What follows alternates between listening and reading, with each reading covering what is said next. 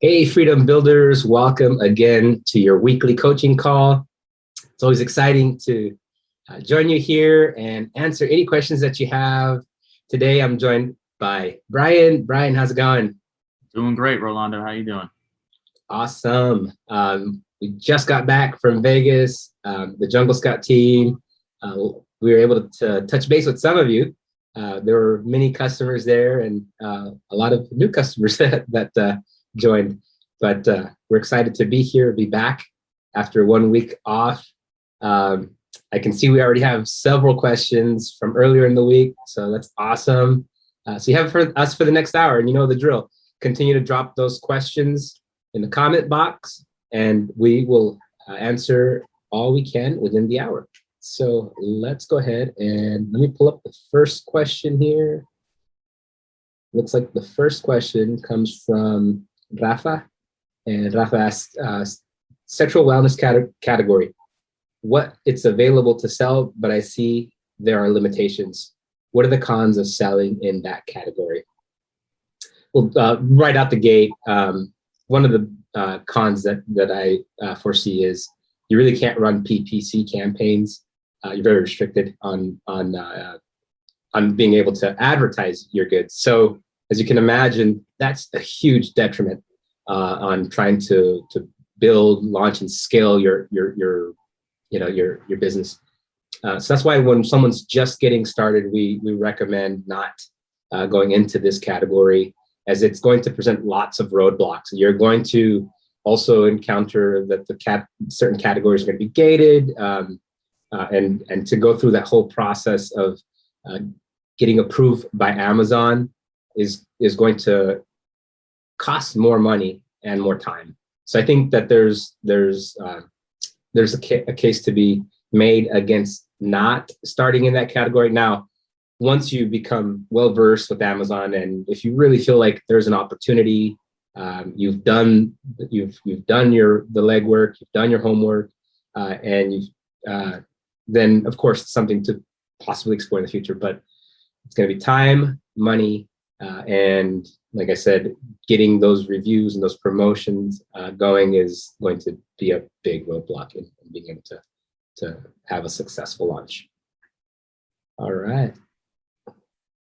I'll let you tackle it. Rolando, sorry, just for any category like that, or really any category on Amazon, make sure you read through Amazon's help pages. Especially for this category, they're going to have specific policies and guidelines, like Rolando was saying. So just make sure you're reading up on all of these rules to, just stay on top of everything. Make sure you're not going to get flagged for anything or, waste any money before knowing what Amazon allows. Awesome. So let's go ahead and head over to the next question, which looks like comes from ZR. ZR has several questions. We'll tackle each one at a time. I imagine each one is kind of a separate topic. So let's see if we'll do one at a time. So ZR asks, hi guys, Amazon is selling on my product listing as used via their Amazon Warehouse Deals program. What is the best setting for having Amazon ship the return units to me and not selling my used units on my listing? So yes, good point. You definitely want the return units to come to you if you're looking to do something with that. In other words, you can dispose of the units, which ultimately, if it's in fairly decent shape, Amazon will keep and will sell, and under like a used item, and under their deals page. Of course, if it's something very damaged and they just dispose of it, they probably donate it or whatnot. The alternative to that is having those returned items come to you.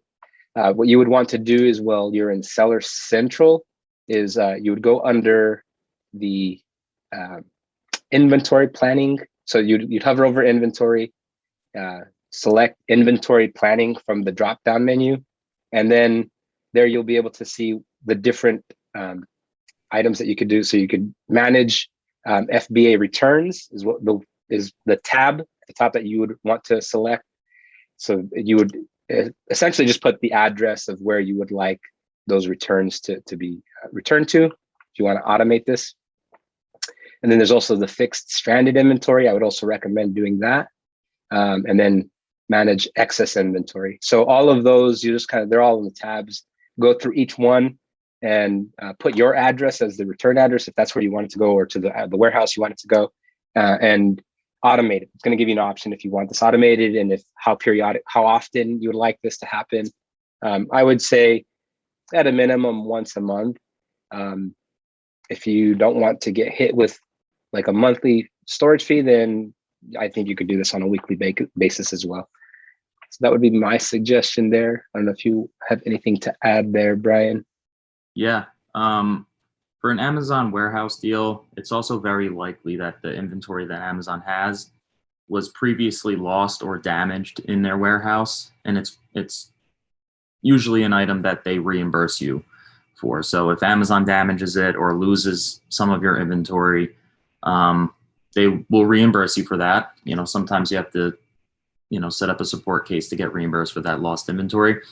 But if Amazon eventually finds that inventory in their warehouse, they already paid you for it. They already reimbursed you for it. So they're going to sell it as used under an Amazon warehouse deal. Usually they only have 1 or 2 units, so it's, not a huge deal. But it's not always something that you can prevent Amazon from doing. Since it is a warehouse deal and it's used, they're not competing for the buy box. So, for sellers to find it, they're going to have to click on other sellers. But, again, it's just something that you're going to have to deal with once in a while, but they don't have a lot of inventory anyway. So. Awesome.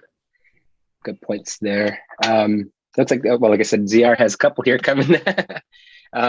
Next question he asks is, I'm facing problems where Amazon deactivated my account in Mexico and Canada because they think that I have another selling account, which I never had. And I'm sorry to hear that, ZR. I know sometimes it's so difficult working with seller support. I tried to appeal, but they keep telling me that they need more evidence and I don't know what else I can provide. This issue made my account ineligible to be registered in the brand registry program after working on my trademark application for over a year. Is there anything that you can give as advice? One of the things that I was able to do while I was in Vegas is make connections with different businesses that were exhibiting. There was one individual or a company, I should say, that I met that specializes in account suspensions and getting listings reactivated, as well as going through this whole process of getting, like in your case, getting brand registered. Because it is really hard. I mean, you can continue to go it alone. And I would encourage you to do that up until the point where you realize, like, okay, there's just not much else I could do. Then I would explore the option of hiring someone to help you with the process. Because like I said, and we've always talked about this, seller support is really, really difficult to work with. And there's always a lot of back and forth, and requires a lot of patience on our part as sellers, because you can clearly see I don't have another account, and I don't know why you guys are flagging my account. So those are the type of things that an expert can help you navigate. So yeah, what I'll do is I'll drop the contact information of the person that I met and drop it in the comments. ZR, reach out, find out, let me know next week. Like I said, I haven't vetted this person, so I'm not putting. I'm just saying that I made some contacts. Maybe it might be one this person may be able to help you out, and I'm sure over a conversation you'll be able to figure that out if that's the right path to go or not. All right, and ZR asks also, the supplier provided his shipping agent that will provide DDP quote and will ship directly to Amazon warehouse. Is this better than hiring a freight forwarder from Freightos? The quote was originally FOB price. Should I expect any cheaper or adjust the remaining balance if I use this shipping agent? Will this DDP do all the taxes and custom clearance? Should I trust this process? So I'll let you tackle that one, Brian. You guys may have noticed my voice, like I came back from Vegas and I hardly have a voice now. So I apologize for that. But yeah, I don't know, Brian, if you happen to have any insights on that. Yeah, so it's my understanding that the DDP quote, delivery duty paid, is when everything is paid up front, but then you as the seller will take, full responsibility of your goods and where they are. This is a tough question to answer, honestly. If this is what they told you and they provided you this quote and everything is paid up front and they can ship it directly to Amazon's warehouse, I would, probably go that route versus hiring a freight forwarder. Hiring a freight forwarder is usually the safer bet. They'll handle everything for you and make sure everything is delivered on time and, handle any customs issues that come up or any other issues that arise. Because if there is any other issues that come up, or there's an issue with customs, this is something that you're going to have to personally deal with. So that's really up to you at that point. I would maybe even go with just a freight forwarder just to be safe and to ensure your inventory arrives where it needs to be. Yeah, I would agree. I'm a huge fan of FOB. I've never had any issues shipping FOB. I've heard horror stories of others using DDP and any other type of shipping method, but FOB has been very effective and free on board. For those that aren't familiar, it's basically your products are delivered to the port by your manufacturer, your supplier, and then your freight forwarder essentially takes care of the rest, from getting it from port to port and getting it across customs. Like I said, I've heard horror stories of some products getting stuck in customs, and your hands are tied because you're obviously not in like Los Angeles, California, to be able to kind of answer any of those questions or like process paperwork. So your freight forwarder comes in very handy in being able to assist in that process. So if they do need something, they'll be in communication with you, whatever the case may be. So I've had a lot of success with free on board. Not to say that there aren't, that DDP, which should be a cheaper alternative than free on board, that, some people don't default to DDP. I think you'll find that whatever you start with, you almost tend to kind of continue to do. I started free on board, and that's kind of the method that I've always used, and never really dabbled with the others because why? I'll pay that little extra just to make sure that my product makes it safe and sound and I don't run into any issues. And ultimately it arrives at my freight forwarder's warehouse. And then from there, arrange the an Amazon partner carrier to pick up to the different fulfillment centers. So that's the method that I've used. And like I said, there's pros and cons to all of them, and not one is better than the other. So just weigh out the cost benefit. Like if it's significant, they should give you a quote for DDP, and you can kind of weigh out the two. If it's a significant cost difference and it doesn't, and the shipping times that they're offering along with the freight forwarder, then if they balance out and like I said, the cost is significantly less, then it's, then that's where you may explore DDP. It's the option. All right. Looks like Becky has the next question. She's like, hi all, I'm struggling with PPC ads for my products. I've been advertising for about 6 months, spending way too much on ads, and am at about 65% ACoS. It's terrible. I've watched all the FBB tutorials and Jungle Scout ones. I'm ready to hire someone. I'm just not getting it right. Anyone have good suggestions on what to look for in hiring someone, and how does it work? I'm a bit fearful of giving someone access to my Seller Central account, but maybe it doesn't work that way. Let me know if anyone has experience with it or recommendations. Yes, absolutely, Becky. I'll give my thoughts, and maybe you could chime in too, Brian. I don't want to be the hogging the airwaves here. But from my experience, the good thing is you've been active, you understand it more than someone that's just getting started, right? So for you to be able to outsource, it's not, you can ask the right questions. You would know what pretty much how to talk the lingo and vet someone. Just asking questions like uh, what's your like target ACOS? How you could ask like how often do you manage the PPC? How often do you optimize them? What would be some other questions, Brian, that would be good to ask when vetting someone for PPC? Just trying to think off the top of my head. Yeah, I would just like to know exactly what their process is.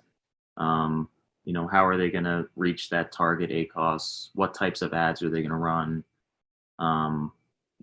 What's the targeting options like? I'd like to hear a few different things on what their opinions are. Obviously, it's going to take some experimenting on their end as well, just to figure out your type of product and your market. And before anything, I'm sure you've already done all this, but make sure your listing is fully optimized. You have good listing copy, of good images. Make sure your pricing is good. Along the lines of your competitors, because if you're sending traffic to a listing and it's not converting well, and you're spending too much on ads, it could be an issue with the listing itself. So I would also look there first. But what I can't personally recommend anybody, but I know there's a lot of different Amazon advertising agencies out there that do this specifically for a living and help people run their advertising accounts. So just do some due diligence and search around and ask questions until you feel comfortable with somebody. And to your concern about giving somebody access to your seller account, you're not giving them your email and login.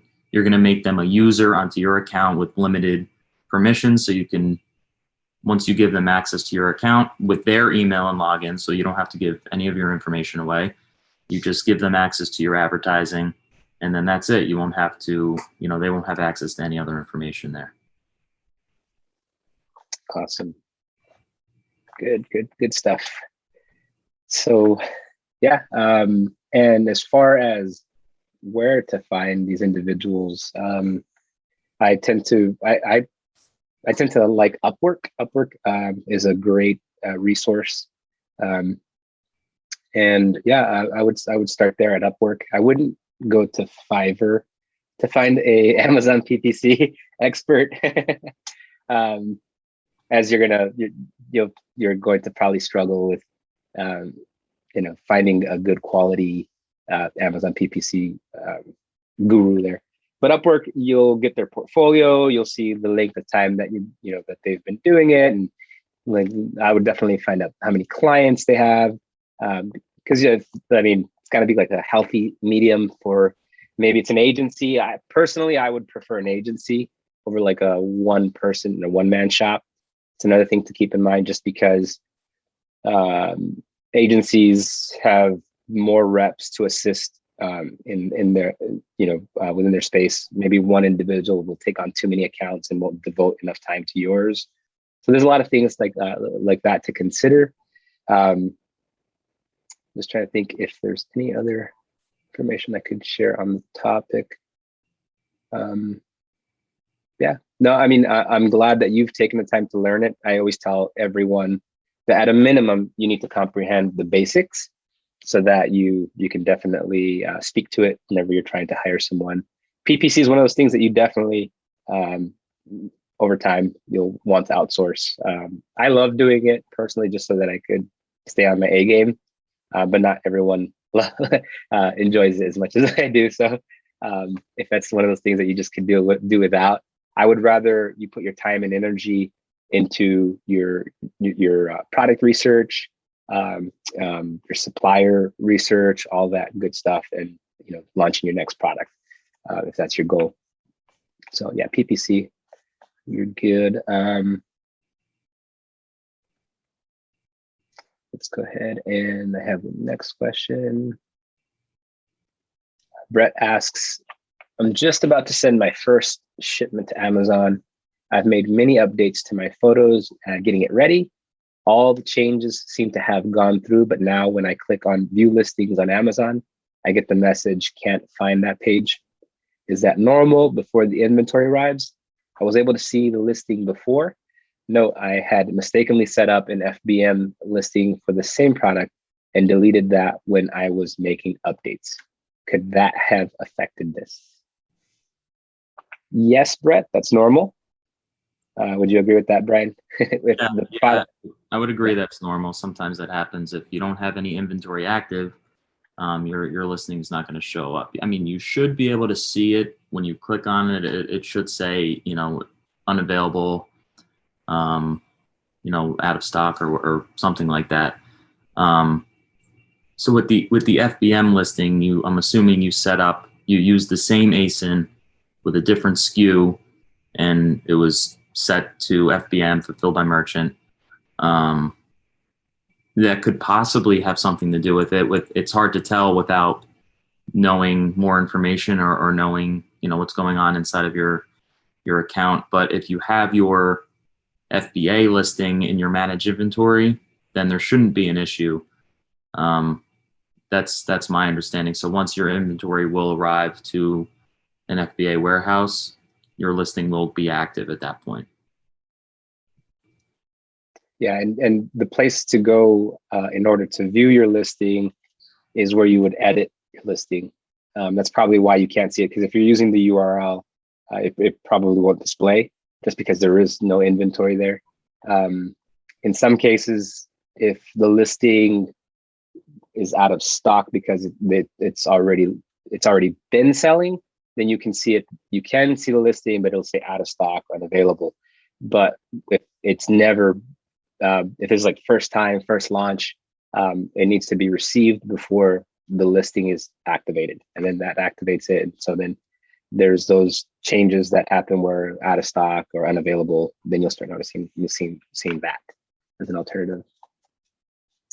All right.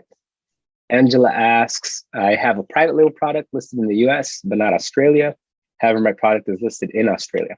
The exact listing, photos, and copy is shown as ships from Amazon US and sold by Amazon US. Why is it not okay for a third party to use my photos and copy to sell my product, but Amazon can use them? Have you ever encountered that, Brian? Not in Australia. Your product is listed in Australia. Well, if there's a listing in Australia, the inventory cannot be shipped from an Amazon warehouse. So from within the US. And I'm reading that directly off of Amazon's Australia help page. So is that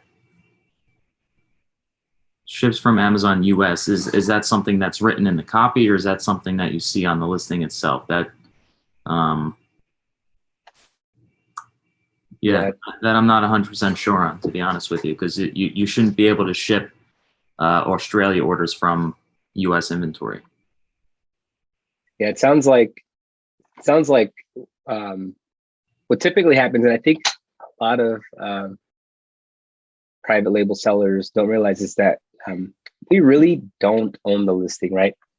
We say we own the buy box, but there are situations where, as we know, returns that Amazon is selling that are kind of in used fashion, or someone is got our product and is doing retail arbitrage on our listing. So we really don't own the listing per se, but we can. There's obviously ways that we can protect our brand, and we can enforce, like if there is anyone selling a product that's not the branded product that we created, because that is the fear, right? That someone is selling a knockoff of our product and it really isn't, and it's a poor user experience. The person receives it, it's like, oh, it's nothing like the photos show, and so now we have a negative review because they sold a product that is definitely not our product, or like a different brand, and so that's why I say that we really don't own the listing.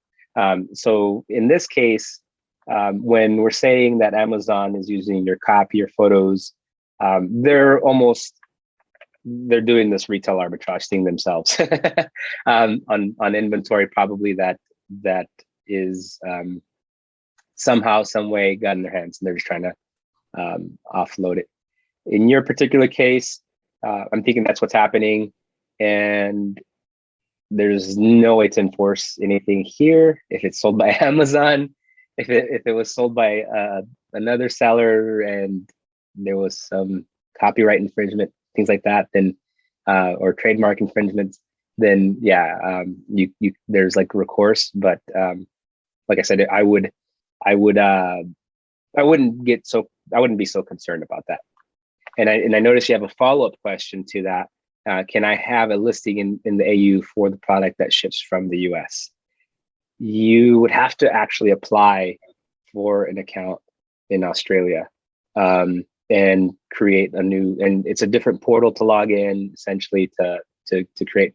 It would be available in your drop-down menus, but you'd have to apply and get set up and kind of go through that portal from the drop-down menu of your stores and create a new listing on Amazon 8.au, and kind of just go through the whole setup process altogether. And unfortunately, you would not be able to ship from the US if you want to do FBA. You'd have to ship. You'd have to send inventory to their fulfillment centers in Australia, and then of course that would be how you would go about in solving that problem. But if you feel that there's an opportunity in expanding to Australia, definitely research the market, see the sales volume, see for your category, for your niche product, and if it's a worthy opportunity, then you're very likely at that stage where you can begin to sell. If I'm not mistaken, Angela, I think you actually live in Australia, but you sell in the US. So that might make it a little easier for you too. No, let me know if you're from Australia. I think you're from Australia. All right. Let's see here. Sunny asks, someone hacked my account and created several accounts in different countries in Europe and Asia, Australia. I haven't started selling anything yet. I'm waiting for shipment to Amazon warehouse in the US. I was trying to understand why someone would create all these accounts, even though I didn't start selling anything yet. In case you have any insight, wants to understand their strategy, motive. Thank you. That is, this is the first I've encountered someone hacking an account and opening other accounts. Yeah, that's strange. I've never heard of anything like that either. As far as their motive, I don't know. It could be they, have a bunch of different accounts that get suspended, and then they, either create new ones or hack existing accounts and try to sell under those names. My only advice here would be to, get your account back, change your passwords, make sure everything is back in your name, and there's no trace to whoever, got access to your accounts. So, change those passwords and maybe even report it to Amazon that, somebody is creating new accounts under your name. Other than that, I'm not exactly sure how or why, they would do something. But before your inventory arrives, you need to make sure that your accounts are safe and they're secure, and that no one else can access them. Yeah, definitely reach out to seller support, open a ticket, and I'll jump on this as fast as possible. It sounds like you're in a good spot right now where you haven't sent any inventory in. I would get this resolved. So what you do is, if you want to talk to them directly, you want to install the Amazon Seller app, and then in the Amazon Seller app, you're going to go to Help in the menu on the left, and then once you click on Help, you'll see, it should say Amazon. Let's see, you pick your category, so it would be, in your case. I apologize. Seller support. You'd click seller support, and then at the top you'd select contact selling partner support, and then you would enter what the issue is. So in your case, fulfillment by Amazon, and I just put FBA issues, because typically there's different departments, and I prefer to deal with FBA because at least I don't have to explain what I'm doing. They understand exactly the business model, and then you just plug in your phone number and contact them. You'll be able to speak to someone, and I would open up a ticket so that they can investigate this.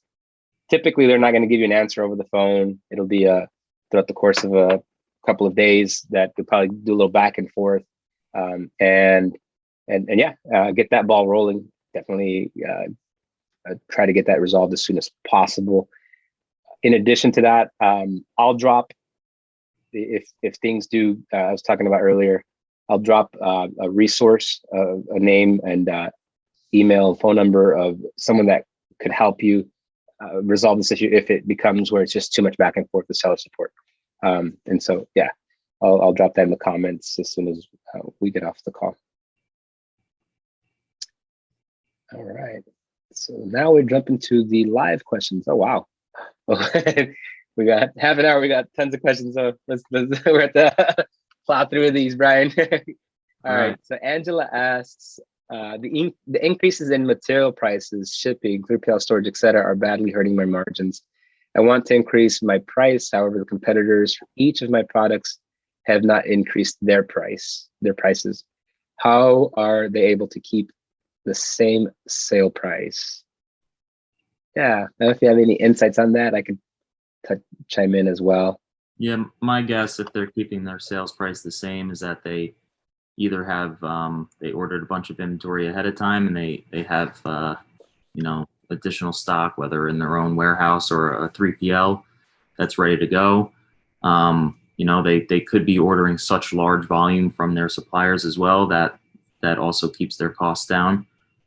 Or another option is that they're still selling at a loss, and they might be in the same boat as you, looking to increase their prices but don't want to be above the rest of the competition. If you have the reviews there and you have a decent sales volume already, I wouldn't be afraid to maybe raise the price a little bit and see how the market reacts. If your sales slow down a lot, then that okay, maybe your price too high.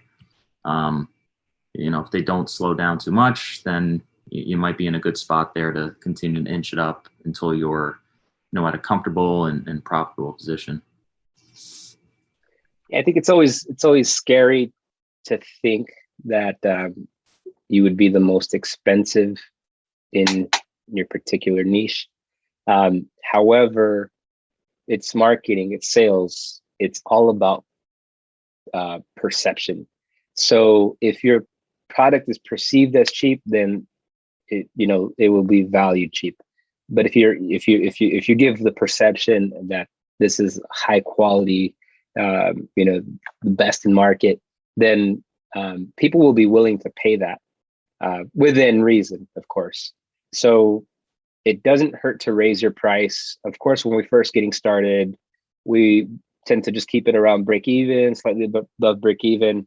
If this product's already a mature product, you got reviews, you got solid reviews, well around, like, let's just say like above 50 reviews, then it doesn't hurt to raise your price. Your price can be raised. What I would do is conduct an experiment, a split test, as we say, or an A/B test. Run it at a price, like just edge it up. Don't jump high. Maybe increase it by $1. See what that does. See if it slows down sales for a period of a week. If it doesn't, raise it up another $1, and then see how that impacts your sales. Sometimes it's not about volume.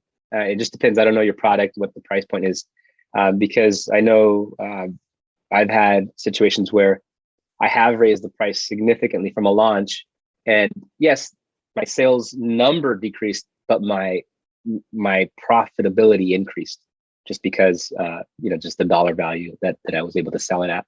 So that's why it's kind of it's an experiment that you need to run right now, Angela, and really, but an experiment where you're doing a true A/B test. You're running it within the same window of time. So if you start on Sunday morning, You would end it Sunday morning, change it from another Sunday to another Sunday, give it a whole week at a minimum to see if you how that impacts your price. But yeah, don't be afraid to raise your price, but do it in increments and do it as experimental as possible. Put on your lab coat and run some experiments. Let's see here. Angela asked, in the course, there was a rule of thumb amount that we could use to estimate shipping. Giving all the shipping increases, what would you recommend as an estimate per CBM? I would say, so the shipping increases are definitely a factor. I would say to continue to use our general rule of thumb, only because it's just a gauge. It's not, you're not going to hit it spot on. So I would say not to worry or be concerned about it initially, because you're going to have to drill down on the actual numbers and see if that works for you. So I would not deviate from that. And I wouldn't increase, what the cost of shipping would into that initial calculation, because that's just, we call them general rule of thumb, just so that quickly you could discern one competitor over another, or one supplier over another, and or if this is this a viable product, and ultimately shipping costs will come into play. Prices will go up in lockstep on Amazon, so your competitors are going to have to raise their price. You can't run at a loss for forever. So yeah, I would say this year is and last year were a little sketchy, just because of delays and everything that's happening. Yeah, I wouldn't deviate too much from that. All right. Oh, Rafa asks, did you answer the sexual wellness category question yet? Yes, yeah, that was the first question that came through, Rafa. So once this ends, you could watch the replay, and it'll be there in the announcements category or column, or tab, I should say, on Facebook. All right. Let's see. Angela has the next question. Under the heading on listings, there's the summary section showing the material, brand, dimensions, etc. Am I able to change the details in this section? If so, how? So yes, you should be able to go in there and change it. Some in certain categories, I know that the moment you entered it, that field becomes almost uneditable. And all that would take is, in that case, then you'd have to work with seller support to update that information. But they can update it. And yes, the only thing you can't change is brand. Actually, now that I take that back, brand is definitely a category that, or a section that cannot be changed. I don't know if you have any more insights on that, Brian. Yeah, I think you answered that perfectly. Like you said, you can't change the brand name. I don't see why you would need to anyway. If you really, really need to, you need to, provide Amazon proof as to why you want to change that. But yeah, all that information is you can easily edit when you're in the back end of your listing. You go to manage inventory, find your listing there, click on edit, and then that type of information should be under the more details tab, or even compliance or description. Just go through each tab and fill out the information where you see fit. I love it. Angela has a lot of good questions, which will benefit everyone. So keep them coming. Angela asks, in the A+ content, if you are showcasing your other products, what do you put as the alt text for the image? Keywords relating to the A+ content product, or keywords related to the showcased products? So there's reason to believe and there's no Amazon evidence, right? Like Amazon hasn't told us that there is that this is what they do for the Amazon algorithm. So what Angela's referring to, when you upload an image to A+ content, there is an alternative text, an alt text that you could put in. And typically this is for the visually impaired, because they would need this to be read. So think about it from a user experience, Angela. And that's where I always come at when I'm creating a listing. What's the user experience? Is it a good one, or is it going to be a keyword stuffed alt text, or is it someone that is visually impaired and has a device that will read off what's being shown? Will it help them and navigate them to purchase that product? So it will be, in essence, your keywords that you know, some of the keywords, and they might be repetitive keywords there. The only place that I would not repeat keywords as minimal as possible is your title, your bullet points, and back-end search terms, just because they're going to be indexed. They're going to be indexed some way, shape, or form. They're going to be indexed.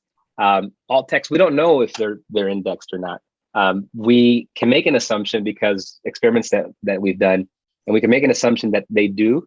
I think more it's for the user experience. I think more it's because we're trying to create something that all Amazon buyers can refer to, a listing that they can make a decision based off of the whole picture. But yeah, A+ content, definitely fill in those alt text and just make it legible, understandable, so that, like I said, any devices can read them off. All right. I don't know if you have anything to add to that, Brian. I think that was perfect. Cool. Oh, man, we're getting to the tail end over here. I thought we were going to be going over. I think we could probably get all the questions answered. What should something like you're talking about with hiring someone for PPC cost? So Craig, a lot of times with hiring someone for PPC, they could do it one of two ways. They may share like a flat fee, that's not the most expensive part, or I shouldn't say that's it's a nominal fee, and then it's going to be a percentage of the budget cost, or like how much you're spending on PPC. So that might be one option that they go. I prefer a flat fee, to be quite honest, because you don't know how much you're going to be spending on PPC. I would say typically starting rate is about $250, and then upward from there. It just depends on the size of the account. They're always going to base it on how many campaigns they're managing. So initially, it's not going to be a very high cost. I wouldn't, but definitely stay away from a percentage of your overall budget spend. Like that would be something that would scare me, because as time goes on and as I start adding more budget spend, then of course it just, it gets ridiculously expensive. So a couple things to keep in mind. I don't know if you have anything to add to that. Yeah, I think that's great advice, and I agree. A lot of these agencies are going to charge, a flat fee. It might depend on what your revenue is per month, or what your ad sales are per month. So, like Rolando said, try to find a place that'll just do it as a flat fee. Do a search on Google, search for Amazon advertising agency or advertising manager or management, something like that. There's a bunch of different companies out there, and again, like I mentioned earlier, do your due diligence and make sure that they're a reputable company. Maybe look for some reviews on them. Talk to other clients that have worked with them to make sure that they're, the right company for the job.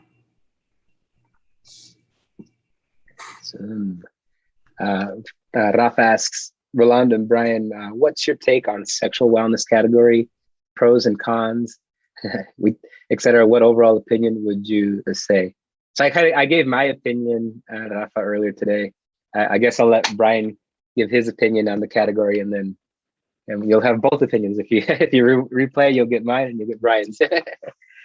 Well, for a pro, I'd say that, it's definitely not a category that most people seek out to sell in. My understanding is that there's not going to be as much competition as there would be, say, for, the home and kitchen category. So that's definitely a pro there. And maybe even might be, a little harder to source for others as well. So if you have a good supplier that you have, that you're able to source from, that's a great pro as well. Cons is you're not able to advertise the products using PPC. So basically, you're just going to have to rank your listings organically, with keywords and stuff. So when you're doing your product research, try to find products that, obviously are not as competitive, because you're going to be, just showing up in, organically. So if you're competing against products with hundreds or thousands of reviews, it's going to be tough for you to reach page one without any outside influence, because you can't advertise internally with Amazon. So if you have some sort of, external audience, on social media, email list, something like that you could promote to, that would be great as well. Just, to drive some traffic to the listing. Other pros, I mean, it's other than that, it'd be pretty similar to any other category. Just, I think the fact that you'll have some less competition just because of the nature of the category. Yeah, perfect response there, Brian. And like I said, you'll hear my opinion on the replay. Pretty much aligns with Brian's opinion as well. All right. Yeah, and Angela says from earlier that yes, I do live in Australia. So yeah, definitely take a look at that market, see for your particular product how it does, and start expanding, start growing your business, become a world dominating global enterprise. Awesome. All right. So Angela asks, do you take out insurance against flood, fire, theft, etc., for the products you have stored in a 3PL? If yes, are you able to suggest an insurance company? I personally don't, only because in most 3PLs will have some type of insurance. And I probably shouldn't rely on them for insurance, but I don't take out insurance. It's just one of those things where I'm fairly confident that they have the facility. I mean, it can happen. I know it can, but a lot of times where your items are being warehoused, they're going to be like in areas where probably they're more cautious in picking the locations. They're strategically located. I know that's not anything can happen. It's just the way it is. But yeah, I'm fairly good without taking out insurance. So that's why I wouldn't be able to provide an insurance company, just because I don't use an insurance company. Yeah, and I would double check with any 3PL that you are using or interested in using, what their insurance policy is, and just in case anything happens, just make sure that you're covered. In talking to other Amazon sellers, a good starting point is always with an insurance company that you currently work with, that you already have an established relationship with. That would be a good starting point. And because a lot of times too, that you can get discounts because multiple products. So that would be a good starting point, Angela. From there, if I happen to come across, I'll talk to my team. If I happen to come across a good insurance company, I'll relay it to you, so that way you have that info. All right. Rafa says, nice, thanks guys. I'll be on the lookout for the replay. Awesome. Nam, hey, how's it going? What do you personally do to drive traffic to your own listing? Which social media do you recommend for someone who's just starting off? Oh yeah, go ahead. Go ahead, Brian. You're an expert in this. Yeah, so for me personally, I'm just using Amazon's PPC and that works well for the products that I'm selling. But what's been great lately for new sellers and brands, social media wise, is TikTok. Believe it or not, I mean, you can post a viral video on there and reach hundreds of thousands or even millions of people with a simple video. So if your brand is not on there, I suggest going on and maybe explore some other brands or products in your market and see what they're doing on TikTok, and just follow trends, create funny videos, and eventually you might have something that blows up and sends a bunch of traffic to your listing. I've seen it time and time again with something very, very simple. Somebody talks about it and it goes crazy viral. You can also look into influencer marketing, similar strategy, except you're not creating the content. You can find people on Instagram, TikTok, Snapchat, all the typical social media sites. But besides that, I would definitely have your own social media presence if you own your own brand. Again, Instagram, Facebook, whatever. Even if you don't have a ton of followers, just start creating content, put stuff out there so people eventually will find it. And be consistent with it too. So if you're just posting one or two things like a month or whatever, you're not going to gain the traffic that you're looking for. So be consistent and post weekly and even daily, and that should help drive some external traffic for you. Yeah, you nailed it there, Brian. TikTok is is definitely blowing up, and I would say that's a good avenue. I personally use Facebook and Instagram, because Instagram is owned, or Facebook owns Instagram. So when you're creating campaigns on Facebook, you can just easily create Instagram campaigns as well.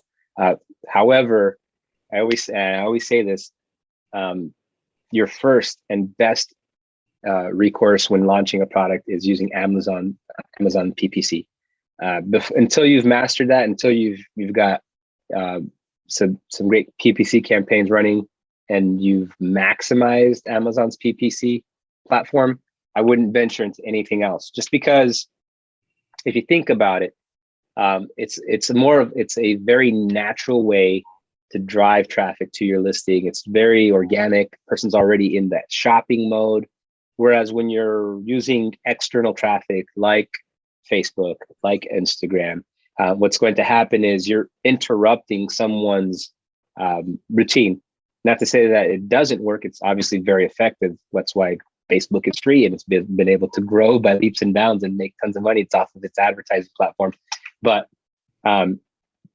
it's not. You're not going to get the engagement that you would with Amazon PPC.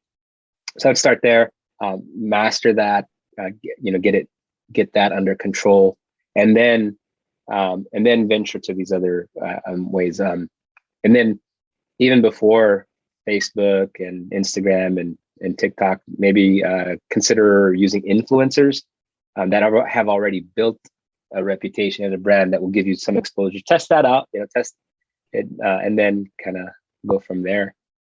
On TikTok, on Instagram, on Facebook, use these influencers to mostly Instagram and TikTok, I'd say, are where your influencers are going to make a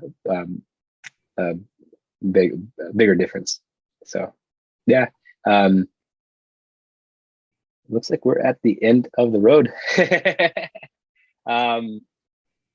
Thank you all for tuning in. Brian, it's always a pleasure having you on here, and look forward to having you back again. Yeah, so thanks for having me on here. A lot of great questions today. Yeah. Remember, next week, tune in next week, same time, same place. Have your questions ready. Definitely start dropping them early in the week. That way they all get answered. And unfortunately, we're out of time, so we won't be able to take any more questions. But we will see you next week, and we look forward to chatting with you guys. Take care and keep crushing it.